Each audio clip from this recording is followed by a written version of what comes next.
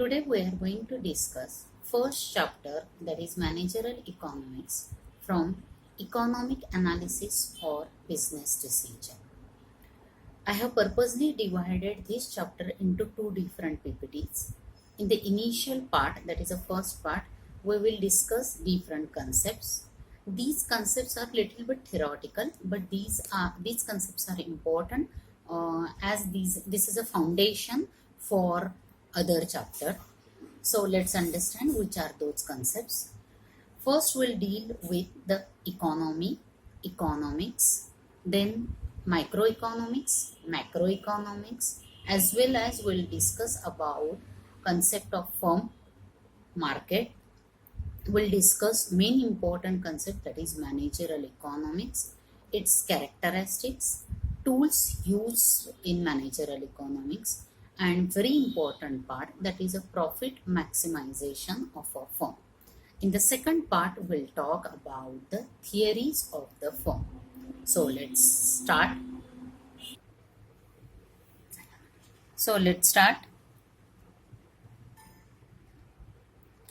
Concept of economy is a system where decisions are taken related to what to produce, how to produce, and how to distribute in a particular society.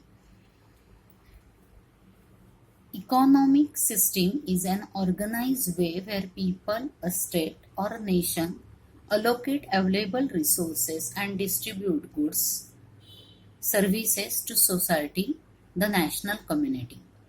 There are three types of economy: capitalist, socialist, and mixed economy. Different countries, as per their requirement or as per their profit maximization way, they are using these different economic system. US and UK use capitalist economy. In this economic system, where the means of production are owned privately and operated for profit, land, capital, machinery, technology are etc. owned by few people only. In a socialist economy, land, capital, machinery, technology, etc. are owned by the state. China is the example of socialist economy. India is using mixed economy. Some companies are private, some companies are owned by the government. Resources like land, capital, machinery, technology are owned by both private as well as individual and as well as by government. Market force exists but are closely monitored by the government. Now, next part we'll talk about economics. Economics, actually this is a Greek word, means law of household. It means significance of economics to household. Economics is a social science which deals with the study about behavior of a people, where wants are unlimited and the scarce which have alternate use. It is a study of how people make choices from the available resources, as the resources are scarce and wants are unlimited. There is a need to make the choice from scarce resources. Different authors or scholars have defined economics in a different way. I have included only one definition given by Adam Smith. This definition, who is this Adam Smith? Adam Smith is a father of modern economy. He has defined economics as a subject which is mainly concerned with the study of nature and causes of generation of wealth of nation. There are other two scientists also. I'll just mention the name. Scholars like Marshall, Professor Robin, they also have taken efforts to define economics in a different way. But all these definition, one common thing is there. This is a science which studies human behavior as a relationship between ends and scarce, means which have alternate use. Means nothing but this is a relationship between scarce resources and how they make the choice for utilization. Now, when we talk about managerial economics, which is a basic, important, applied decision making of economics, which is our name of chapter is also managerial economics. It has two branches. Managerial economics itself has two branches. Before discussing about that two branches, we'll discuss three basic economic question: what to produce, how should be produced, and whom should be produced. So let's discuss first what to produce. With limited resources, deciding what needed the most is often as a factor. So what to produce is a question, big question. Then when we talk about how it should be produced, when we talk about resources like technology, labor, capital, with a lowest cost, how we can make a maximum profit. And the third basic thing, whom should it be produced for? Consumer and customers are concerned directly with this question. Okay, so let's understand the next part, that is a microeconomics and macroeconomics. As I have mentioned earlier, managerial economics itself divided into two part, microeconomics and macroeconomics. As the name suggests, micro means small. Microeconomics is a branch of economics that deals with individual unit, company, consumer. It is a study of individual consumer, and the study is limited. Significance is limited for individual level. In case of macroeconomics, it is a study of entire economy as a whole, not as a single unit. Here we can study the aggregate national income, unemployment, inflation, economic growth, fiscal or monetary policy, and etc. Now the next part, that is a managerial economics. ME is a branch of economics which deal with the application of economic theory. This economic theory will cover into second part of this particular second part of the video, economic theory to solve the business problem and decision making. It deals with the use of economic theories, tools, technique, principle for business decision making. Now, this is a favorite question, or this question it may be likely to be there in the examination, that why ME, that is managerial economics, is an applied microeconomics. When we talk about in the definition itself, managerial economics is a branch of economics which deals with the application of economic theory. It is a study of economic theory, tools, technique, methodology, and which try to find out the practical problem, which try to find out the solution for the practical problems of a business. When we talk about the decision making is a main important criteria of a manager. It is a process of selecting one basic alternative from available resources. The problem of choice arises because resources are limited and the firm has to make optimum use of these resources. And managerial economics helps in decision making and planning at the same time. And second reason is, the aim of every business is to make a profit. So managerial economics gives the roadmap for making a profit, for better decision making or the best decision making in a particular output, pricing, capital, raw material, forward planning, decision making, thus go on same. So managerial economics is applied microeconomics, but because it is related with a decision making. I have included here two definitions. There are again different scientists, scholars have defined microeconomics in a different way. Now let's understand scope of a managerial economics. It studies, it covers demand analysis and forecasting, cost analysis, production analysis, pricing decision, profit management, and capital management. So, demand analysis is the basic important production function. It prepares the scheduling requirement. It even focus on uncertainty, risk taking ability, capital management, conversion of input into output, and so many other things. Now let's understand these are the characteristics and tools. This is microeconomic in nature. This is a positive, pragmatic. It is utilize some theories of microeconomics, and most important, it is a problem solving in nature.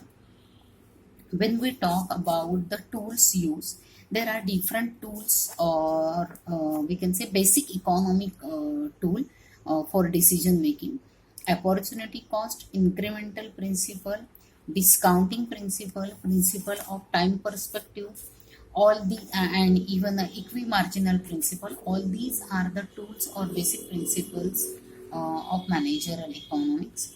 In managerial economics, two parts.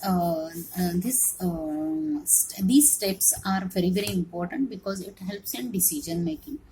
First part is setting objective. That decision making process should have an objective, that is concrete, clear objective is required. So to find out a particular decision making, once the objectives are framed, it establishes the next step, that is defining the problem. Specific question about the problem should be started. Simple, I like to give the example: what factors are involved, or who is affected by problem area, or maybe anything, what are the critical factors, anything, etc. Then next is identifying the essential factor. To identify the essential factors or variable, pros and cons and relationship can be used. The fourth is finding alternative solution. The next step is to identify possible alternative course of action. It would be useful to have several people sit around a table. Means it is like a brainstorming session, and you can find out a different alternative. Then once alternatives are there, you need to collect the necessary information, so that different variable you can consider. And out of these alternative, you need to select, screening is required, and you need to select best alternative. And that best alternative is the one to achieve a goal which determine or bring the firm close to their objective or goal. And the last important point is implementing and monitoring the result. That result is very important, considering the all sort of information.